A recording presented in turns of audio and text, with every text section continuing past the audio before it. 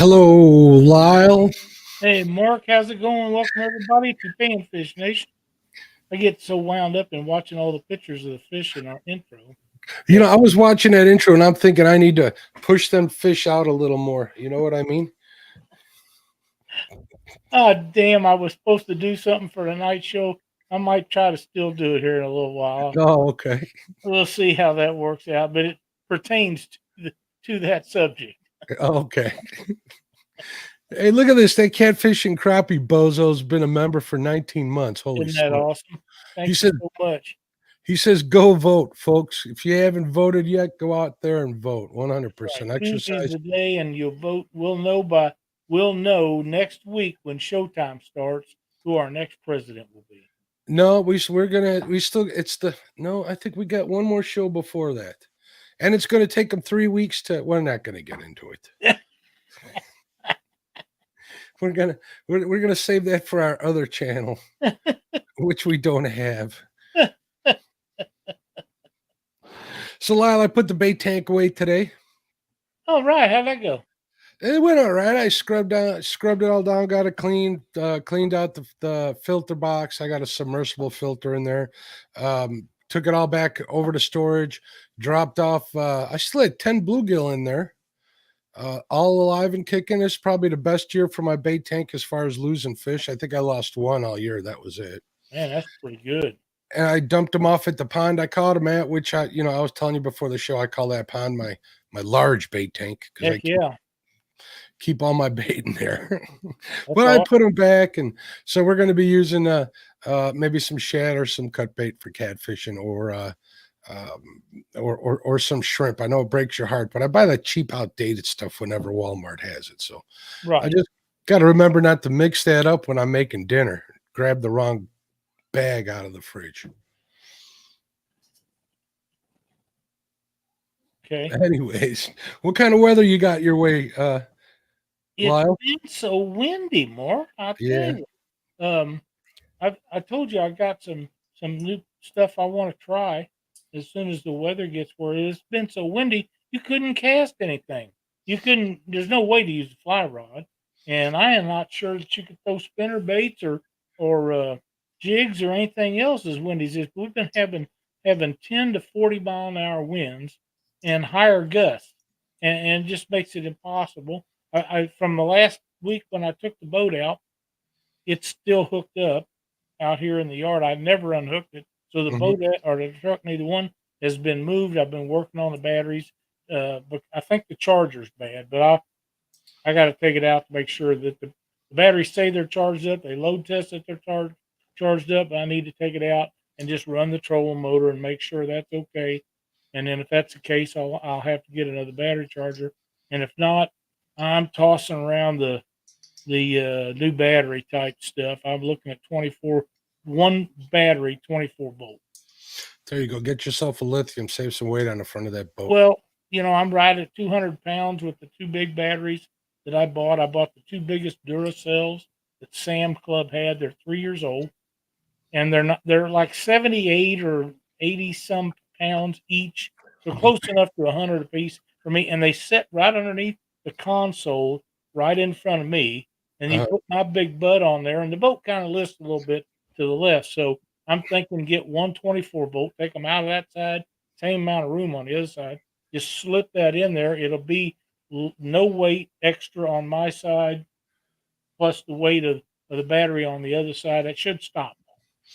But them things are supposed to last 10 years for a little bit more money than what you buy the 2 12-volt batteries for. And I'm thinking 10 years, that's a long time. I've never had a battery last 10 years. So that would be nice if that was true. Hopefully, it is. And then again, if the battery charger's bad, and I'm pretty sure that's what it is, it doesn't matter because you got to buy a new battery charger anyhow. So you can get one that'll do both regular batteries and the new phosphate.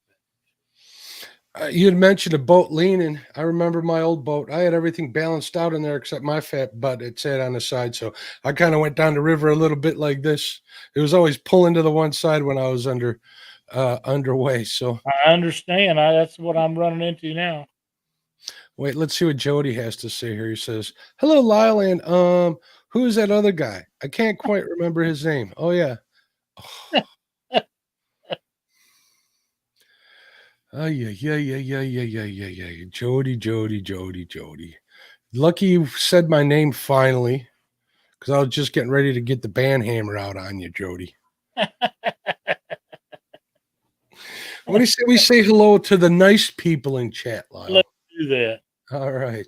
We got 922 Crappie Barbecue in the house. How you doing? 920. Speaking of barbecue, I'll tell you what I got planned for this weekend, Lyle. Benoit Fishing Outdoors. What's going on, ladies?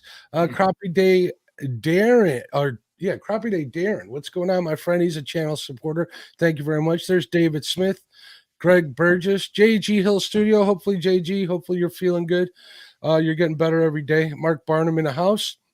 There's that pontoon, Jody catfishing, Schmieder of the Cedars, and there's Frank over at Twisted Fishing TV. I'm sure we'll have some more people come in. Thanks for showing up on time, folks. I imagine Danny Stone will show up late as always. Oh, and Buggy's listening to us on the way home from church. I seen him posting there. So cool beans, yeah. I'm glad to see Frank has made it in, and David Smith. David Smith, he's a great supporter of a lot of channels. He's in a lot of shows and stuff, always in the chat. And another one that's always in our shows, Mark Barnum. We're glad that he's made it in.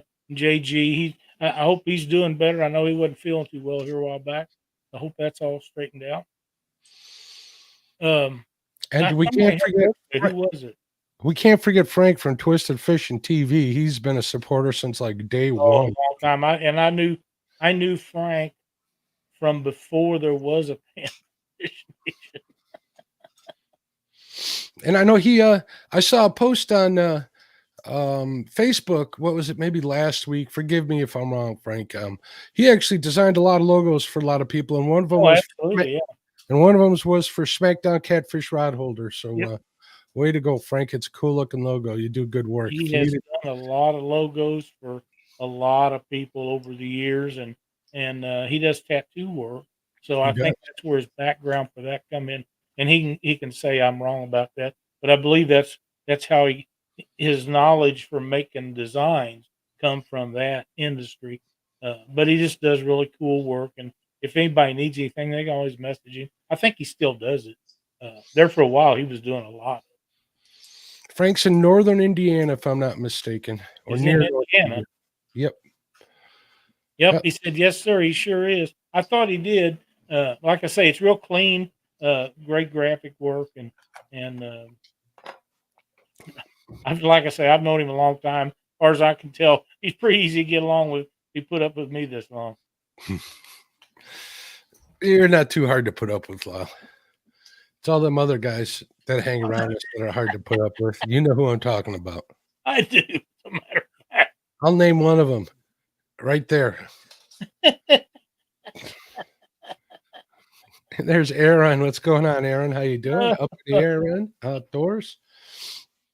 Oh, man. He says, where are they moving to?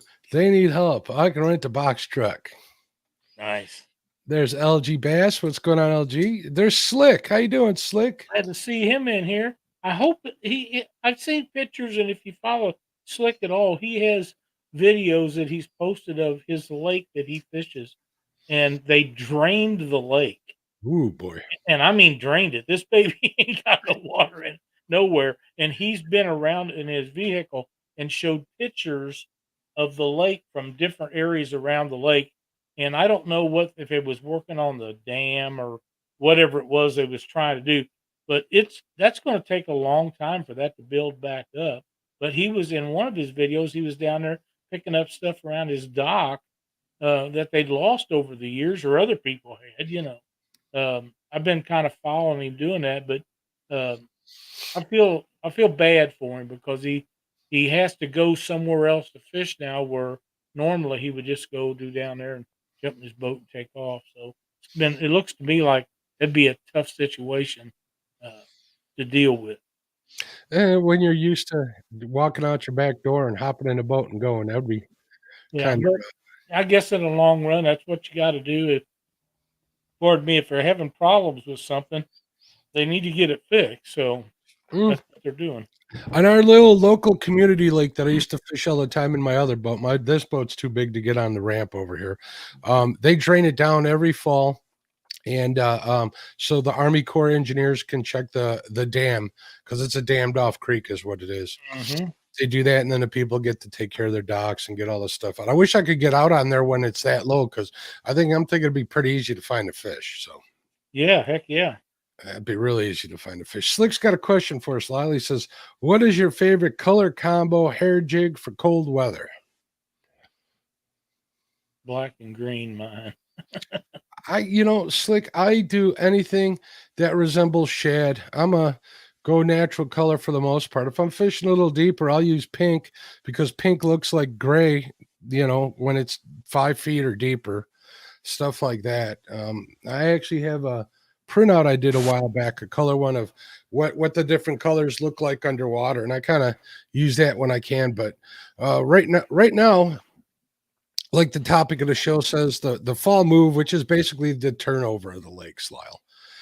So when that's happening, the water's pretty cloudy, it's pretty hazy, and that's just because all the stuff off the bottom's getting suspended for now. It'll settle and clear up. So if I'm using anything that's natural color, I'm using something with a flashy head, like a disco gold or even a natural lead head that has a little bit of sparkle to it. And I remember I was poured a bunch of jig heads for you, and I had a couple of colors, like a monkey milk looking color that had a little bit of sparkle in there too, just something to get their attention in the muddy water. So I'm intrigued by the fact that you said natural lead color, because I not only do silver paint on some of my jigs, I take the natural lead color and put clear fingernail polish right over the top of that to make it shine more.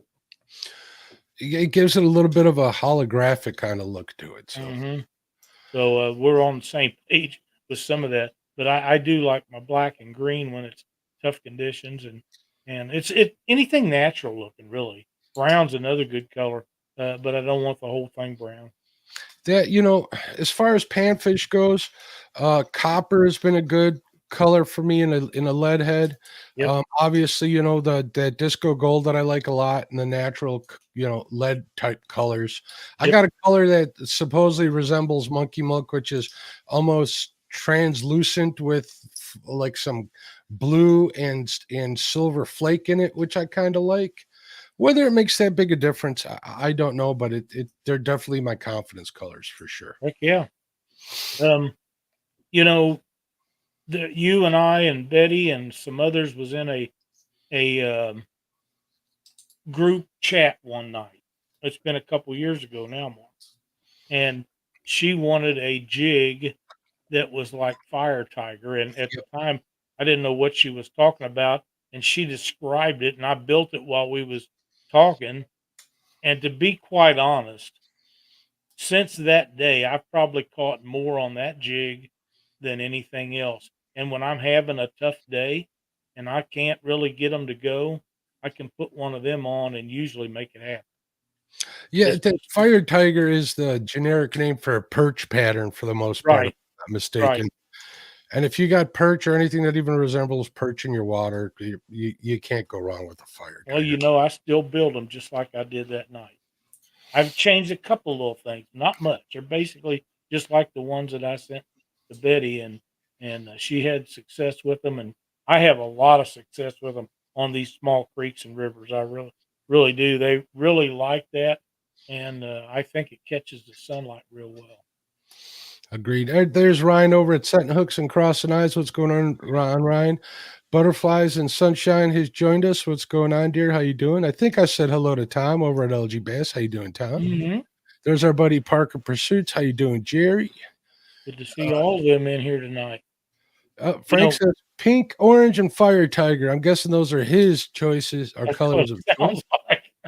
Orange is another good color. It is. I got some orange jigs from Kim Burnett last year, and they've worked pretty good too. I can't complain. It's pretty close to almost a fluorescent orange, almost a pink haze to it with a lot of sparkle. So yeah, that's a good color too. Yep. Now something that I didn't used to do that I've been doing a lot more of is putting more flash in jigs as I build them.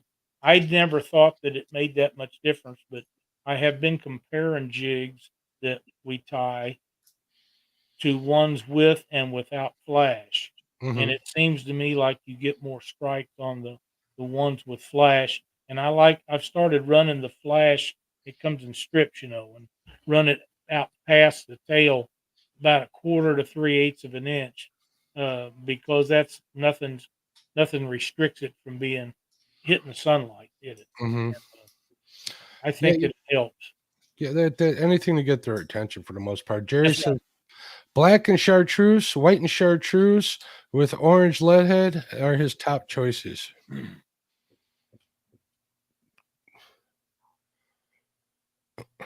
2-0 New York. Frank says my colors for cold water depend on if it's a river, lake, or if the lake is frozen. Now, if the lake's frozen, you're going to little bitty stuff, I assume. Yeah, once the lake freezes, I'm a firm believer that they're feeding on bugs and stuff that are hatching on the bottom of the water, which is we'll get into a little of that tonight when we talk about how they're moving and stuff. So Right, right. what's going on, Sampy? Thanks for tuning in. We appreciate you, my friend. Mike was one of the first ones in tonight. He always is. He always beats Jody in here. Jody's been slacking lately. Yeah, yeah. I haven't seen first suckers for a while. Uh, got people saying hello and stuff. So yeah, those are a lot of the colors I've been using. I wanted to go fish today. I saw, I didn't think to look at the wind, but I saw it was going to be 80 degrees, which it did reach 80 degrees, like 82 degrees here. But I should know better. Whenever it gets that unseasonably warm, you always get those thermal winds that kick in, and it's always too windy to fish, especially for panfish or whatever. So Well, we was talking about the weather, and like I told you in the beginning, we've just had unbelievable uh, winds come in here for the last several days, and we got a front moving through tonight. We're supposed to get some rain. Supposed to start about 10 o'clock and end about 7 in the morning. So I don't know what the rain will be like, or the wind will be like. It doesn't bother me about the rain because we have those seats that you just whack them and the water falls off of them if you decide to take the boat. Or if you walk where I walk to fish most of the time. Holy crap, the Yankees are going wild today. It's already 3-0 in the first inning.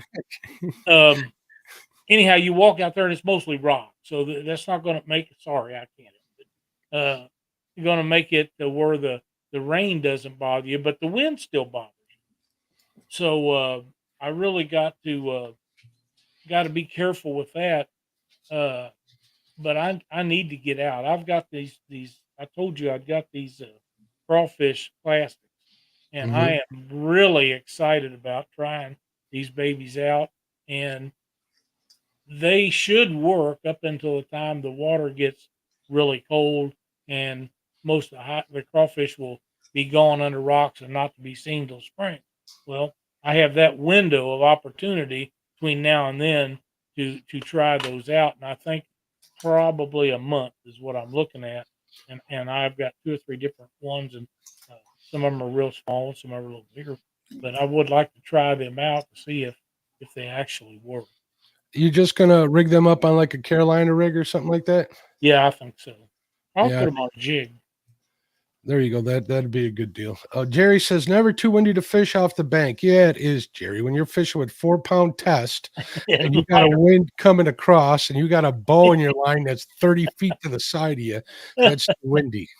that's very true. Yeah, Jerry, just see Jerry. It's been a long time since Jerry fished for these little fish. He's busy catching all them big monsters down by. that is true.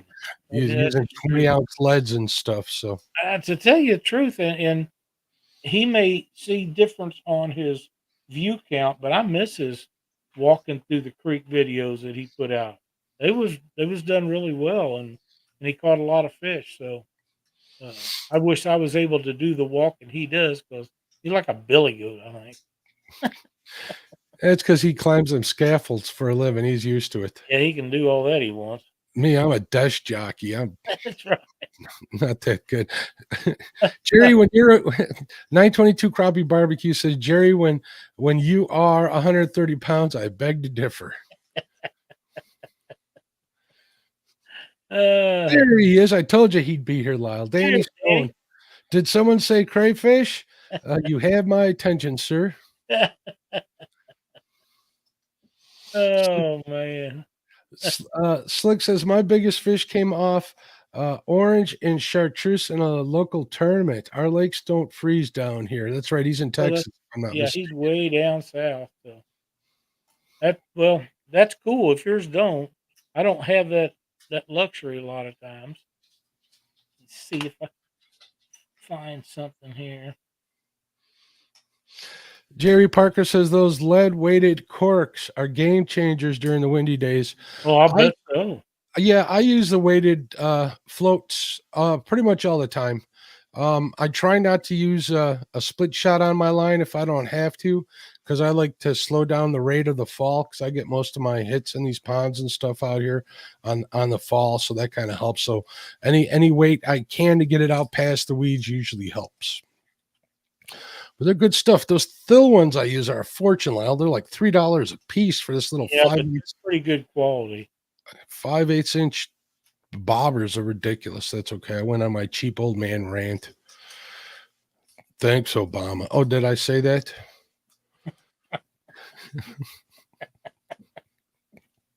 Miss Chrissy Brown, what's going on, dear? How are you? So, Lyle, Aaron asked where the fish are moving to. Well, this is the time lakes turn over. At least up here they do. They've probably turned over already. And if you don't know what that is, that's pretty much when the temperature of the water equalizes. During the summer, we all know you get an average temperature of, let's say, 80 degrees. It give or take wherever you are in the country. The top of the water is going to be closer to that, and the bottom of the water is going to stay cold. And what's in between those two temperatures, Lyle? I'm sorry, I wasn't paying attention. The thermocline. That's right. That's what creates your thermocline, and we know that below the thermocline, it's oxygen deficient water where the fish don't like to stay. They'll dive in and out of there once in a while looking for food or spend a small period of time in there, but mostly they're not. So, ooh, you see that? Whoop, where'd it go? I saw that. Are you sharing pictures, Lyle? We had this talk. I want to do this because this is something that's really important, and now it's gone. I saw it. It was a bass, and it looked like James Dockery. And that's who caught it. Did he name it Lyle? No. I'm sure he did. I mean, let me find it again. Or you can send it to me and I'll share it. Be careful what you share. I just, I had it, now it's gone. There's Freddie. What's going on, Freddie? How you doing? It's slab time. Got to get out soon, catch some crappie and shell cracker. Get out there and get them. So back to, I was saying, once the temperature starts to normalize, that's when the bottom of the temperature gets closer to the temperature of the top of the water. The water mixes and it brings everything up to the surface as far as all the nutrients and stuff off the bottom. The weeds start dying off. Weeds are responsible for oxygen. That oxygen stays up near the top in the summer. Well, after the fall turnover, it gets mixed in all through the water column, so fish seem to scatter. So they're going to seem like they're a lot harder to catch these days. That's true. That's true. I sent you those pictures, Mark. Okay. And the first one is for the fish that James Dockery tries to catch almost all the time. And the second one is why we call him the bass mistress. All right. Well, show the first one. I think I might have seen that picture before. Hold on a second. It's brand new, so. Let me get this loaded up on my second monitor here so I can share it. That's a dandy, James. Good job. That is a good crappie. He catches a lot of good crappie. Yeah, he really is the bass mistress.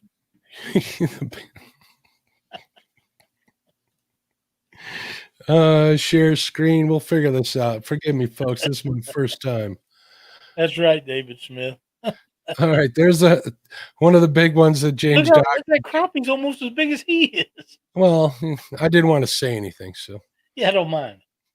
I know you don't. And there's the bass. That looks like a little spotted bass. Yep. I think hell, that bass probably 4 or 5 inches long, and it's almost as tall as James is. I thought that was a great picture that we should share with everyone. I know that makes you feel good. It does, as a matter of fact. Just let everybody know that you're not the only one that catches bass. That's right. That is exactly right. But he's a cute little dude. So once that whole turnover happens, the fish are going to scatter, like I was saying. So like Ted says all the time, find yourself some solid structure because the weed structure isn't there anymore. So that's right. And also, you had mentioned, we had talked about water clarity during the when the lake turns over, and it'll get real cloudy for a few days, like 5 to 10 days, and you'll know that's what's happening there, and the fish are going to scatter. They'll still stay pretty shallow when that's happening, but as soon as that's done, they're going to start roaming. Your best bet is to look for bait. That's right. At least from a boat it is. I know it's not so easy to see bait or find bait when you're fishing from the bank, especially when the bait's out away from the bank a little more. But you'll know when you get them. And the fish are moving and they'll come back. So now's the time of year you got to wait them out. If you hook into a crappie or two, they'll be back. You just got to give them time if you're on the bank. Yep. Frank says natural lakes smell like straight poop when they turn over sometimes. Yep. I find that most of the time because all that sediment that's on the bottom is finding its way through the water system. And a lot of it makes its way to the top and it shares the aroma with the world. Well, trust your senses. I mean, use your eyes, you're going to listen for birds, look for birds that are feeding on bait. Great to say, birds are your friend. They are definitely your friend. In the spring, I'm looking for the greenest banks in the, sure. When the water's turning over, look for weeds, look for dying weeds, look for underwater structure if you can see it, if the lake's not all clouded up from the turnover just happening. So definitely smell is one of them, and you might not think it is, but if you can smell that water, that means the turnover started, to look for hard structure. So and another thing is pay attention, whatever wind you have, which way the wind is blowing, because if it's blowing into one bank, that's where all the stuff that the fish eat is going to be. So therefore the fish will be there chasing after them. Keep in mind, if you're checking the weather like us old guys, me and Lyle do every day, make mental note of which way the wind's coming from. Fish yesterday's wind, the day before, if you got 2 days of wind coming out of the west, to fish that east bank. So I'm 100% with you, Danny. 100%. Did you see our boy arrive in a garbage truck? That was pretty interesting. I laughed so hard. He's living the moment, isn't he? Yes, he is. But anyways,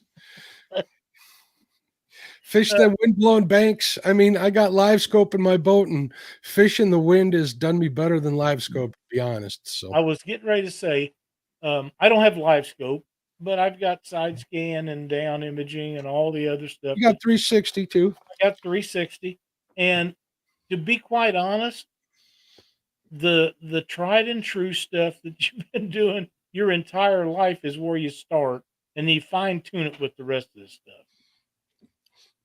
This is October. This is the time of year that I will never live down, where Dockery beat me 25-0. Wait. You still got I took it off. Damn. Good. Thank goodness. Keep it off of there. And that's exactly why I lost. The fish moved because of the turnover, and I didn't even think to realize it. So I've learned my lessons. And it can happen over a period of a few days, or it can happen overnight. Mm-hmm. It just depends on the body of water you're on. It's a progressive thing, but you're absolutely right as far as, as you get a couple nights of cold weather and it's going to turn in one day. Yep. And another thing, creeks and river systems with flowing current, they don't have turnovers, just ponds and small lakes. Fish still move seasonally. They'll get off of points they sat at all during the summer. They'll move. They'll move shallow on cold days to get those rays of sun. They'll move from hard pack to mud bottom because it gets warmer faster as long as the water is relatively clear and the sun's high in the sky. So things like that are all to keep in mind when you're fishing, when you're finding fish. Definitely. I'll tell you something that I found the last time I had the boat out and the trolling motor was giving me trouble, and it was a battery issue. Whether it was the batteries or the charger, we're still determining that. Points off of these lakes, they don't all hold fish. And the points that do hold fish, normally the majority of them are on one side or the other of the point. And I'm yet to determine if it's on the side the wind is blowing to or from, or if it's due to shallow or deep water on the other side. I find it very interesting until I make my determination on what I think about that. But you may run into fish on every point for a half a mile, and you may run that far again before you find them on a point. It's very strange, and I can't determine what makes one point more important than the other. It's kind of like wing dikes on the river. Some of them hold a lot of fish. Some don't have any. Yeah, keep in mind the structure on the bottom. What's underneath that water, Lyle? I'm trying to get into the habit of checking my graph to see what is on that point. When I'm thinking points on my river. That's where I fish them an awful lot. Right. It's a shallow river, but lately, last like year and a half or two, I've been looking for underwater points. It can be a straight bank, but underwater there's a point that comes out, and then fish will hang out on that point as well. As far as what side of the point, I never really contemplated that. I'll try to keep that in mind the next time we're out there. So Jerry Parker says, bad thing about creeks this time of year is all the leaves in the water. Might make it hard to cast, Jerry, but we'll talk about some rigs that you probably have used them all. But rigs to help punch through those leaves, a lot of time fish will hide under those leaves too, especially in like super shallow water. For the most part, they'll hide under their leaves just like they hang out underneath trees and stuff in the summer. Hello, Luke. Prodigal son number 5 has returned. What's going on, Luke? Says him and Tara, are they here? Coming back? Hello, gents. Glad to see you, buddy. Haven't heard anything out of you in a while. Hope everything's doing well.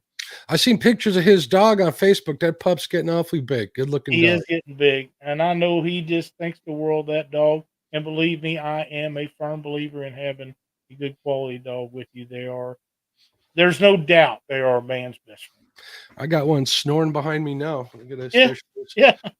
You guys can't hear it, but she's snoring, that's for sure.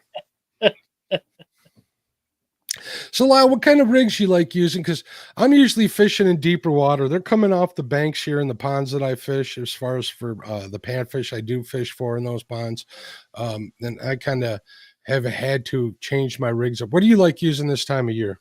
Carolina rig. Carolina rig? Yeah. I like them. I like Texas rigging a little bit. I don't really right now. I want my jigs and stuff either coming through, just reel them in slowly, or bounce them along the bottom. And for guys that say, "Oh, that knocks all the paint off of them," yeah, it does a little bit if you're fishing rocky bottoms, but it's okay.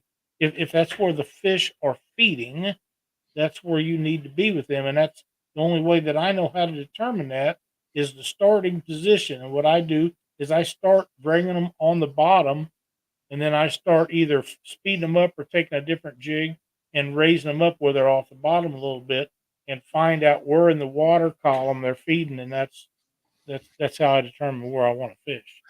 My PB walleye I caught this year, I caught on a big old 1/2 ounce jig head and some current, but that jig head was beat on the rock so bad, Lyle. It barely had any paint on there, and Still it, catching fish, though, wasn't it still caught that fish. That's all I'm gonna say.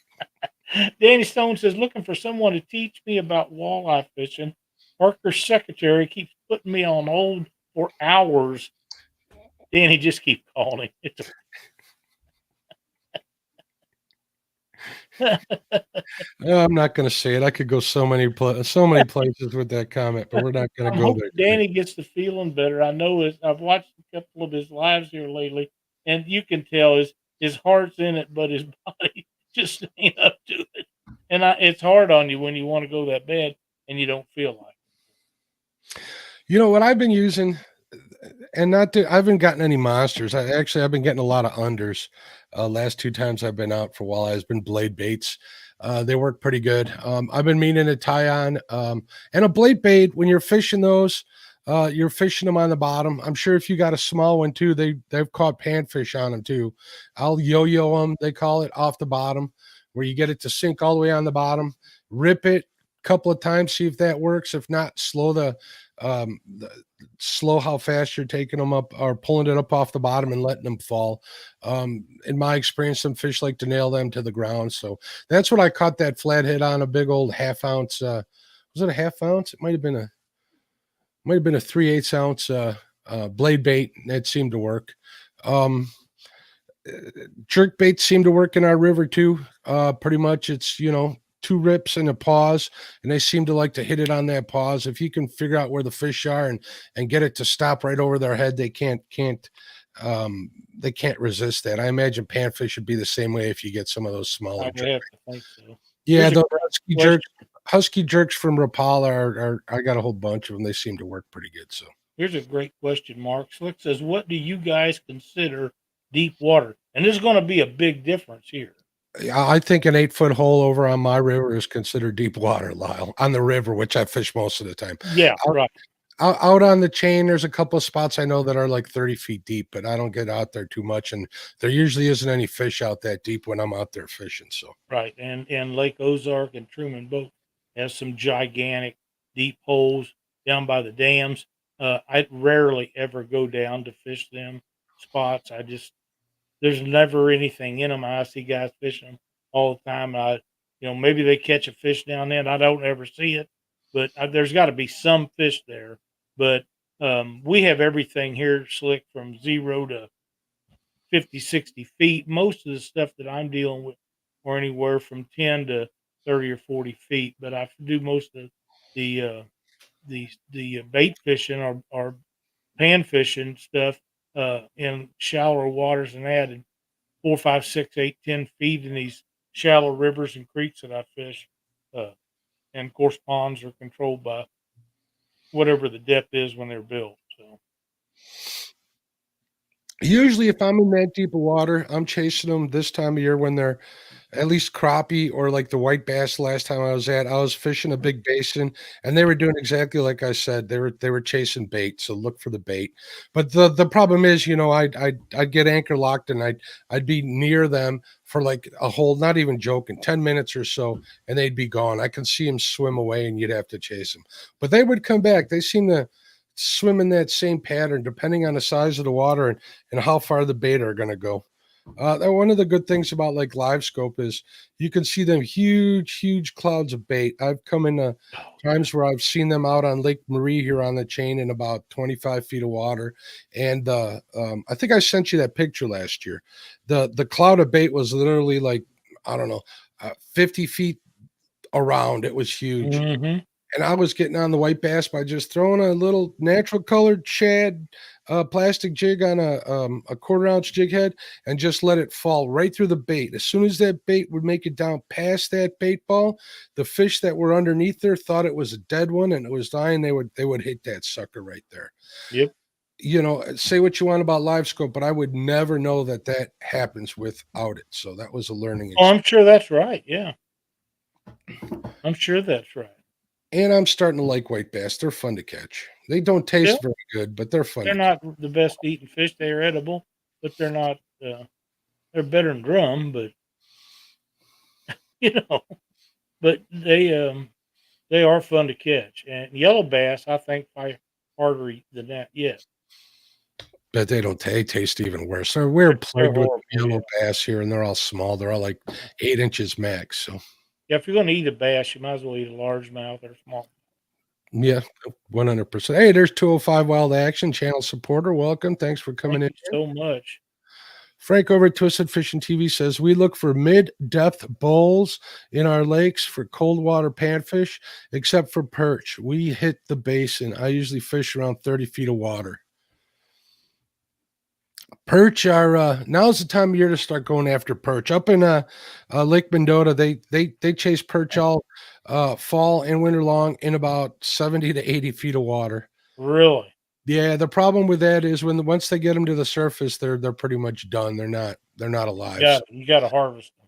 You got to harvest them. And now with the new limit of 10 panfish, which includes perch, crappie, bluegill, you got to take what you can get. So a lot of guys are going out on the ice as of this year, I believe, with live scope. So they'll be sharp shooting them out there for sure, trying to get big ones.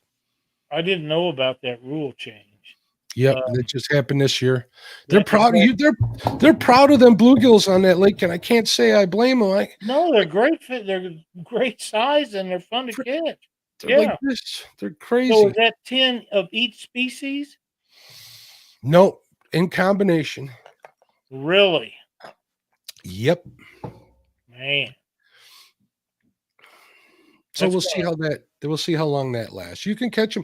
They got panfish. They got decent sized panfish in all of that, all those lakes out in the chain over there. But not as big as on Mendota. And Mendota is still the furthest north lake, and they have some problems with some chemicals that spilled over from the airport. So they're advising not to eat as much. So, but you still can harvest them for eating if you want. You can do whatever you want. This is America, Lyle. I understand, but health wise, is it smart to do that? I hate them spills like that, and that's honest to God, I think that's part of the problem with the size of fish on the Ohio River. They have so much toxins that's been put in there all the way from up in Pennsylvania all the way down for years and years before they got a handle on that. I think that hurt the fish on the Ohio River because it's they catch big fish on there. They still catch big fish on, but they never have caught as many as a lot of the other bigger rivers. Not as many giants. I think it's the PFBs, if I'm not mistaken. Don't quote me on that acronym. I think it's the PFBs. They had a fire suppression chemical spill at the airport right there at Monona. I think a year or two ago. So kind of broke my heart because at Lake Winona, I can get a limit of, I think the limit on there was 25 of like 11 inches or better on that lake. I've caught them there before. So kind of broke my heart for that to happen because I don't mind crappie fishing, but I'd like to take them home for a fish fry 100%. Absolutely. I'm still trying to get a perch caught. Mark Barno says quarter pounders from Mickey D's are more toxic than fish. Oh, true. Mark, you need to look up what they do to their French fries and the precautions they got to take when they're harvesting them suckers. It's shocking. I don't think I want to know. 205 Wild Action says we've got pollution in our rivers also. I'm sorry to hear that. Everybody does, I think, but there's certain ones that are worse than others. You know what I mean? And everybody has that thing going on, but I've always thought that about the Ohio, and I may not have anything to do with it, but there's always been big fish caught, just not in the numbers that there have been in a lot of the other longer rivers across the country. But there, I remember in the 60s and 70s, it was constantly something being spilled, accident or whatever on the Ohio River, and I've often thought that probably has something to do with it. If I'm not mistaken, the Fox River here went from one of the dirtiest or highest polluted rivers in the country to up into the top 10 as the cleanest. So that's awesome. If you got a community that's willing to take action and clean it up, anything's possible. So Mother Nature is pretty good at recovering from whatever we throw at her. 100%. There is a formula, Mark, for say take the Niagara where I go out and fish a lot of time. it has a lot of rock. It's nearly all rock bottom for everywhere that I've ever been on. And every so many feet, it cleanses itself through all the rocks and stuff. The rocks work like a filter, and the way it was described to me is the water turns over as it's flowing down through there, and it all goes through a certain amount of rocks, and every whatever the distance was, then it'll cleanse itself. But there's some things that don't cleanse Nope. as Heavy like metal. mud and water and stuff.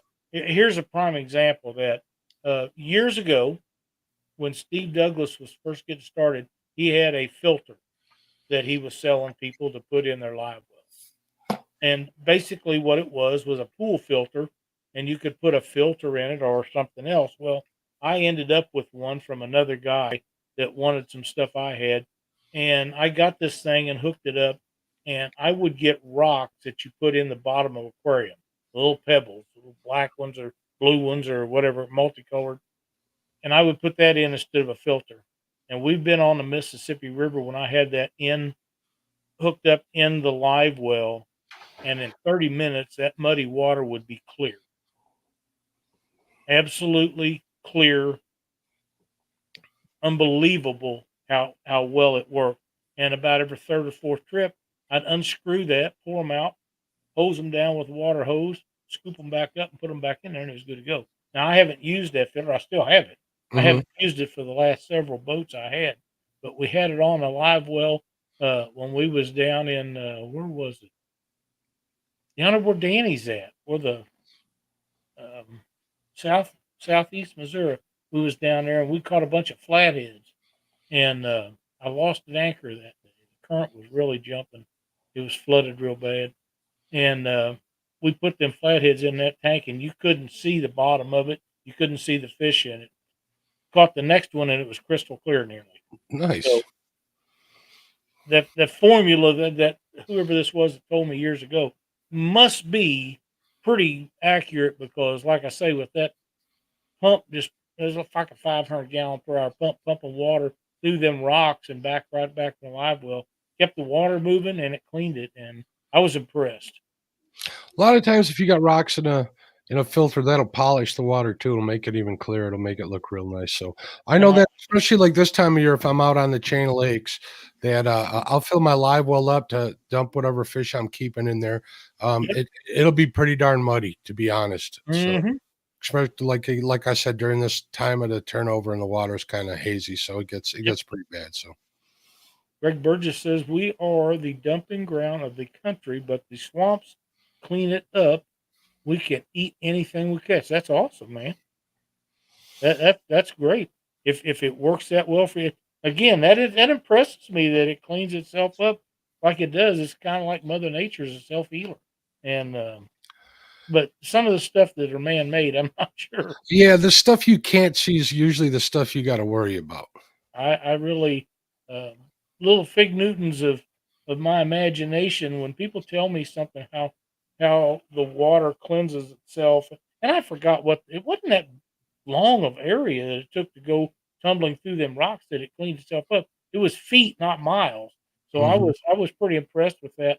I never forgot that, but I did forget the number. But uh, that's amazing how nature takes care of itself. I agree. The man upstairs pretty much designed a perfect machine, if you ask me. So Yeah, that's right. We just keep the Democrats with. another rig I like to use, and we talk about this one all the time, is a drop shot. Get them baits down and I love slowing them down, leaving them on the bottom before. I've had them where I've just rest that bait on the bottom and just kind of wiggle the tip of the rod tip a little bit, just to get that bait to kind of dance right in place. And if you're near a fish, they usually can't resist that, especially this time of year. But slowing it down definitely helps. So You want to know what I really like about a drop shot this time of year? what's that? Is you can put one of them down low and then tie another one up a little higher, and you got two of them babies in there, and keep track of which one's hitting the most. I think that's a lot of fun. I agree, and also give you an idea of the depth you want to fish. So That's right. Oh, Brian B just made it in. what's up, Chili Maker? Chili maker. What's going on, Brian? How you doing, bud? And I saw Backlash come in here too. There he is. What's going on, Backlash Fisherman? Welcome. Thanks for coming in. Heck yeah. So now we started. I touched bases just briefly on rivers and stuff. So they're moving into some of the channels here too, especially the panfish. Crappie, I haven't seen them yet. I was hoping to get out today and try for them.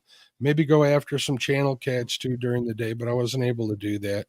I'm looking forward to next month for channel cats.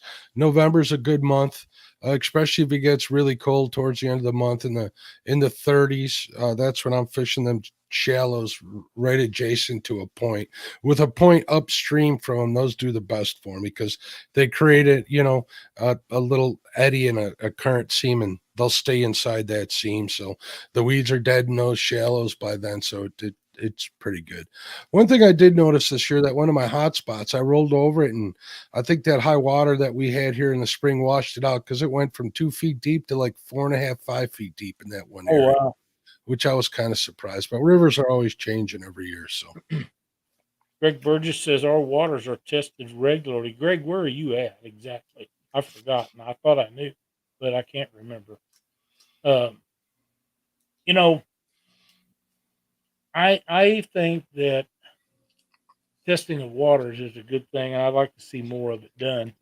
Even on the same body of water, you can go down different areas and find things different. So I'm actually excited about testing stuff. I think they should take it even further. When they're doing that electroshock testing, when they come across a whole mess of fish in any area, check the water right in that area. You get a good idea of the pH they're liking, what kind of chemical density there is to compare to the rest of the lake, things like that. That's right. I'm 100% with that.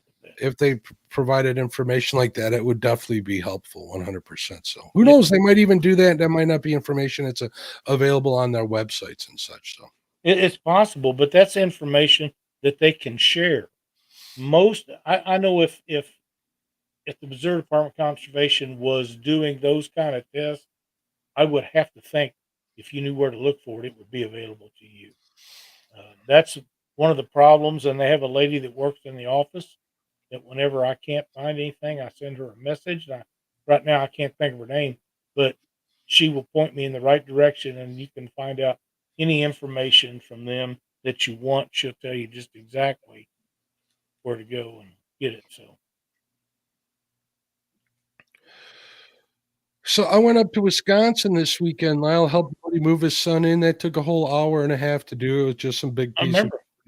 It was an easy move.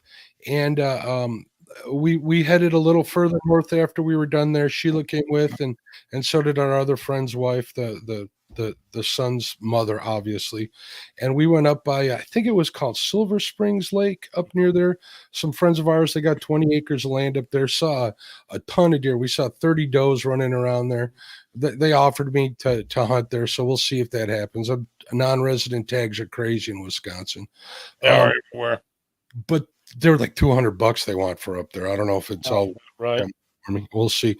But anyways, there's a Silver Lake that I was told 9.9 lake, no bigger motors allowed on it. And we stopped in at one of the local adult beverage establishments on that lake at night. It was a good time. Talked to the guy out there, and they just recently changed the rule to you can have it out there. You got to be 200 feet from the bank. You can't be going over 30 miles an hour, I think he said. But we'll be heading up there and trying that. He had some big perch on the wall in that bar, Lyle. Right next to the biggest shoulder mounts of deer I've ever seen in my life. My goodness, crazy. Our buddy Luke says the walleye bite is fire right now on the Minnesota River. They haven't moved the holes yet, but the shallow runs are good. That's great information for anybody that's fishing up where our buddy Luke lives. That's where a lot of the guys catching walleye out here are catching. They're catching them on the big shallow flats. They're drifting across them, or they're side imaging them and finding them, and they've been doing well. They're, like I said, they've been using a lot of those jerk baits and minnows on jigs, and they've been doing really well. I've seen some pretty big ones come out of the water. Greg said he's 45 minutes southwest of New Orleans. Nice. that down there where it don't get terribly cold in the winter. It gets terribly hot in the summer. That ain't no joke. But you come back north for that. This is true. Put a couple extra cubes in your drink, you'll be just fine, right, Lyle? I'm thinking, yeah. That's what I'm thinking. I'd definitely like to head on down there one of these days, so maybe we'll plan that trip. We'll see. I think it's a good idea. I have some friends I went to school with that live down there, and I'm trying to think of the name of the town they live in.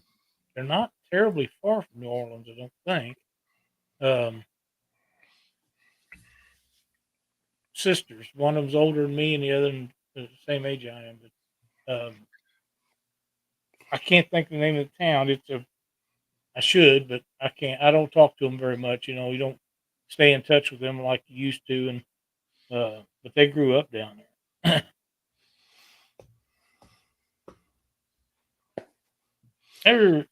Is Ernie in here? Downtown Ernie Brown. Hey, buddy. Welcome.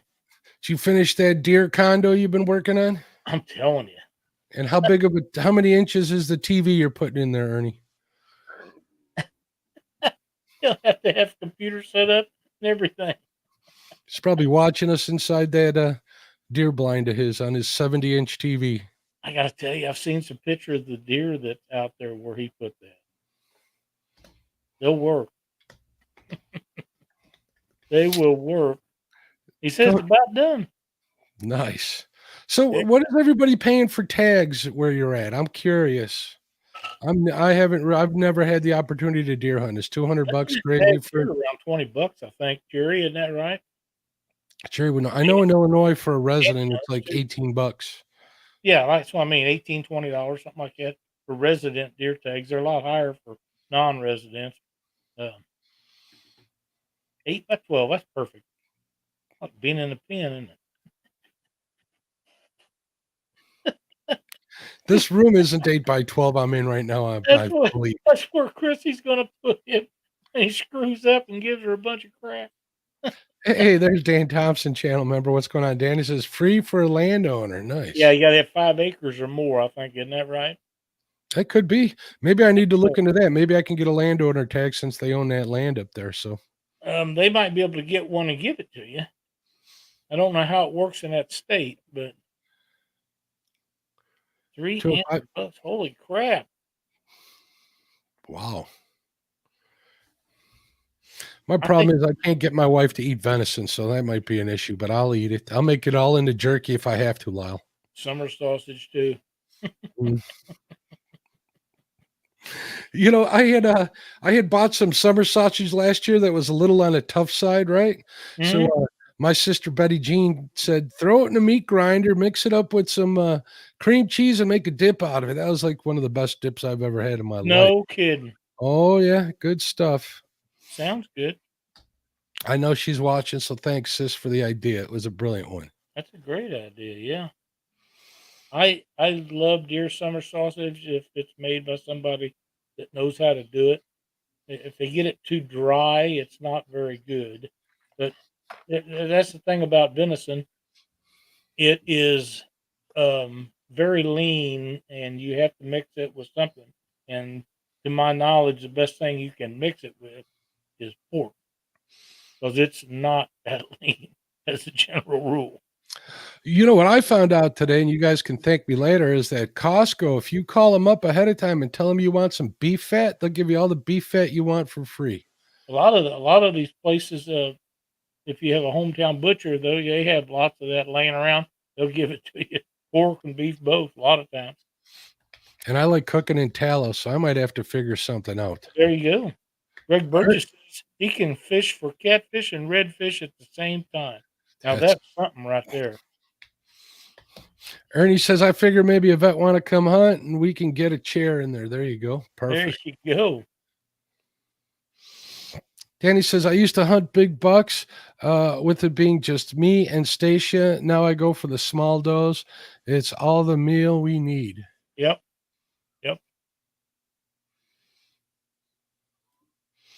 205 Wild Action says, I get a good bit of bacon, burger, meatloaf, chili soup, etc. Deer chili is really good.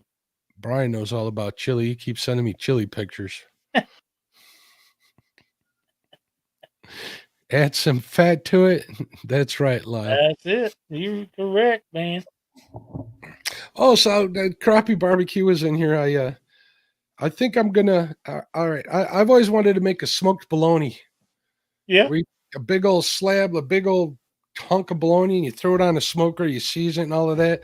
But I'm the only one that eats bologna in this house. What am I going to do with a 10-inch to a 12-inch foot long piece of bologna? Well, never mind. I don't want to say that. Someone's going to cut Just that. cut it in half and do part of it at a time. So my buddy Mark, who I went up north with, I told him about this and his eyes lit up. So I think I'm going to make one and send half of it over to him. So Oh, there you go. I'll send you some pictures. I also got plans to do a brisket and 2 pork butts. I slice them up or shred them up, vacuum seal them, and I'll have barbecue all winter without having to sit out there in the snow. I'm telling you right now, that stuff is really good. You do them pork butts and then put it in like 1 pound packages and vacuum seal it. My God, you get it out, you heat it up and stove, just stick in boiling water or warm water on a stove and you pull it out of there. It's just as good as when you made it. It beats the hell out of lunch meat sandwiches. It does 100%. No matter what kind of bread you put it on, or if you're just having it with some cubed up with some barbecue sauce, that's a good. Oh yeah. When I'm making a brisket like that for a winter, I'll take part of the point and I'll cube that up like a burnt end and just vacuum seal that, and I'll do that. It's good stuff. I watched a video the other day, Mark, where a guy took a chuck roast and fixed it like a brisket, and he said he'll never do a brisket again. The problem with brisket is they got so much fat in them and gristle, but not in that chuck roast. Fat is flavor, so I am delicious. That's the Yeah, way I got you. I got you, man. And it is flavor. You're right. You know what I might try over the winter is, you know how our buddy Chud over at Chud's Barbecue is always making those beef cheeks? Yep. Thought about ordering a couple of those and giving some of them a try. So we'll see what happens. Let me know how they are. I will. They look awfully good, so we'll see. They sure do when he does them. I've never had a cheek, so. There at 922 Crappie Barbecue says it's freaking awesome. Also, smoked deer, wild hog, squirrel, 3-bean chili. Working on that this weekend, I think is what he means. So cool. It's getting to be that time to get ready for the winter, Lyle, and get out there and fish. I put up some fish for the winter as well. Use responsible harvest and go from there. So I got enough catfish. I could use a couple more walleye fillets. Next year, hopefully we'll get out there and chase some of this cold water crappie come next week. So hopefully. Yeah. I'm excited about catching some more bluegill and stuff this year. But we need rain, and we're supposed to be getting some, and that'll help. One thing about getting rain and raising these small rivers and creeks and stuff, it moves fish around, and they'll go back to where they was at if you get more water in places that they're not at now. So I'm excited about getting all that taken care of for sure. But the places I've been catching fish all year, you just can't fish it right now. Nope, they ain't there. I've tried some of my spots that I slay them at all year long. This time of year, not so much. So Ernie says I may go live Friday doing a little hunting. I'm not going to say that might trigger somebody. So I understand. And Frank says smoked venison is fire. I was kind of wondering about that because venison is lean meat. So yeah, it's good.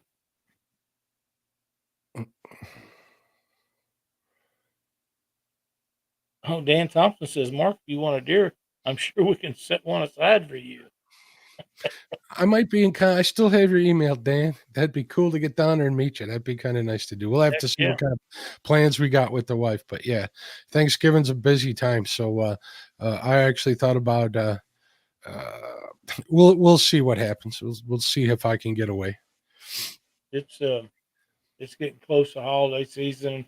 Then everything is mixed up, going crazy. Everybody's busy from here on out till the first of the year after, and that's what we have to be in contact with everything. I'll definitely consider it, Dan, my friend. All right. Well, Al, you got anything else, bud? I really don't. I think we covered a lot of ground tonight. Sort of stayed on topic. Well, I've had a good week. Hopefully, everybody else did too. Absolutely. Keep praying for the ones that need it. Obviously, get out there and vote. What am I forgetting? Anything?